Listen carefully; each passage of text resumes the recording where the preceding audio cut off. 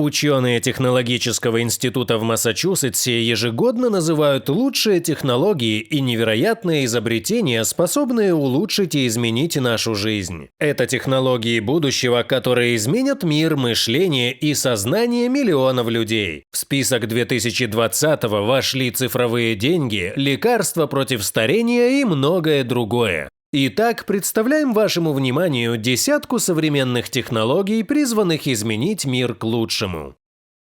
Первое. Спутниковые мегасозвездия. Илон Маск и его компания SpaceX планируют запустить почти в 5 раз больше спутников, чем за все время, которое люди осваивали космос. Его цель – интернет в любой точке Земли благодаря тысячам спутников на орбите. Первую партию спутников запустили в прошлом году. Сейчас насчитывается более 300 таких спутников. Компания SpaceX пытается получить разрешение на вывод 30 тысяч спутников на орбиту. Сейчас ей дали добро на 12 тысяч. Главный директор компании Илона Маска говорит, что спутниковая сеть должна быть запущена уже к лету 2020-го. Вторая. Интернет, который нельзя взломать.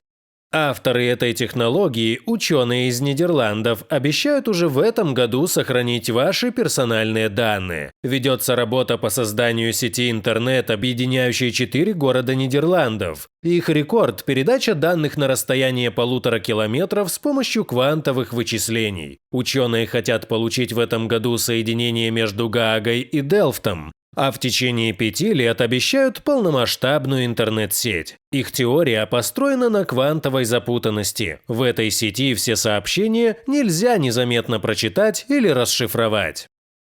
Третье. Цифровые деньги. Многие страны мечтают первыми запустить государственную цифровую валюту. Не обошел стороной эту технологию и Марк Цукерберг, мечтающий создать одну общую для всех валюту. Зато Центральный банк Китая подготовился к запуску цифрового юаня, но процесс приостановлен из-за коронавируса, так как не работает ни одно правительственное учреждение. Сейчас проводят тестирование национальной цифровой валюты в Швеции. И здесь Центральный банк Швеции хочет быть первым, как и тогда, когда первым выпустил бумажные деньги. Четвертое. Гиперперсонализированная медицина. Сегодня генная инженерия может обнаружить нарушения на уровне ДНК и создать средства, которые исправят ситуацию за совсем небольшой период времени. Это могут быть даже совсем необычные болезни, которые раньше не могли лечить. А на сегодняшний день существуют технологии, позволяющие создать индивидуальное лекарство для каждого конкретного больного. Таких случаев сейчас довольно мало, но скоро такой способ лечения будет более популярным. Самая серьезная проблема в этом деле – это очень дорогое лечение, которое смогут позволить себе единицы, ведь создавать лекарства будут для одного пациента, но разрабатывать их будут целые лаборатории. Пятое. Искусственный интеллект, который обнаруживает молекулы через 3-5 лет. Искусственный интеллект используется учеными, чтобы находить те молекулы, которые могли бы стать частью лекарств. Специально обученные нейросети изучают данные о всех существующих молекулах и ищут те, которые смогут помочь вылечить некоторые болезни. Не так давно команда ученых из Гонконга совместно с учеными из Университета Торонто смогли обнаружить более 30 тысяч новых полезных молекул. В этом им помог искусственный интеллект. Также с его помощью был обнаружен новый антибиотик. Шестая. Дифференциальная приватность. Дифференциальная приватность представляет собой набор определенных математических методов, позволяющих определить, насколько были потеряны конфиденциальные данные во время производства информационного продукта с учетом их раскрытия отчасти. Этот термин в 2006 году придумала Синтия Дворк. Такая технология используется в Facebook, Apple и планируется использоваться в этом году Бюро переписи США. Рассмотрим на конкретном примере. Бюро переписи США должно собрать всю информацию о сотнях миллионов жителей и передать ее для дальнейшего анализа. Но в исходном виде эту информацию нельзя передавать, чтобы не раскрыть все персональные данные. В таких ситуациях часть данных перемешивается вмешивается, чтобы сохранить анонимность. Во время таких манипуляций нельзя допустить снижения точности данных. Именно в этих случаях дифференциальная приватность помогает определить, до какой же степени можно перемешать все данные, чтобы перепись не стала бесполезной и неправдивой. 7. Миниатюрный искусственный интеллект.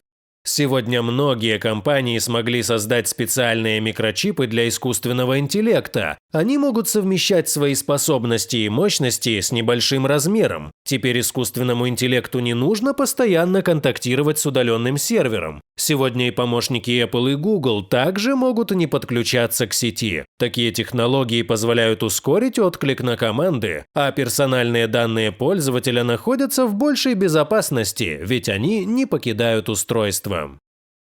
8. Квантовое превосходство.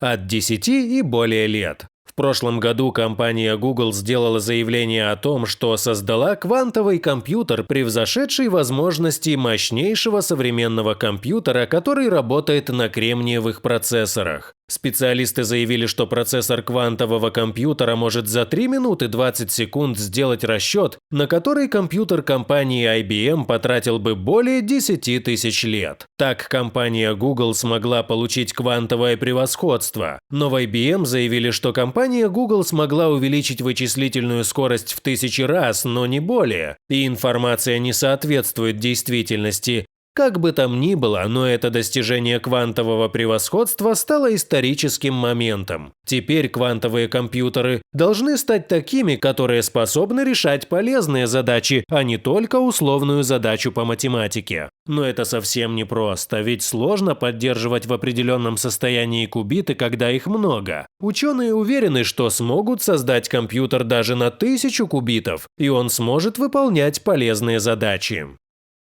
9. Атрибуция изменения климата. Совсем недавно ученые не знали точно, происходят ли природные катастрофы из-за глобальных изменений климата. Но на сегодня специалисты благодаря компьютерным технологиям и спутникам могут отследить любые явления. Был создан проект World Weather Attribution, который запрограммировал две ситуации. В одном случае во всем мире было глобальное потепление, а в другом не было. Таким образом, ученые смогли определить, что, например, шторм Имельда, который накрыл Хьюстон в прошлом году, случился из-за глобальных изменений в климате. Теперь можно с большой вероятностью предсказывать, какие катастрофы будут происходить и где их ждать людям. Таким образом, можно будет избежать множества жертв. 10. Лекарства от старости.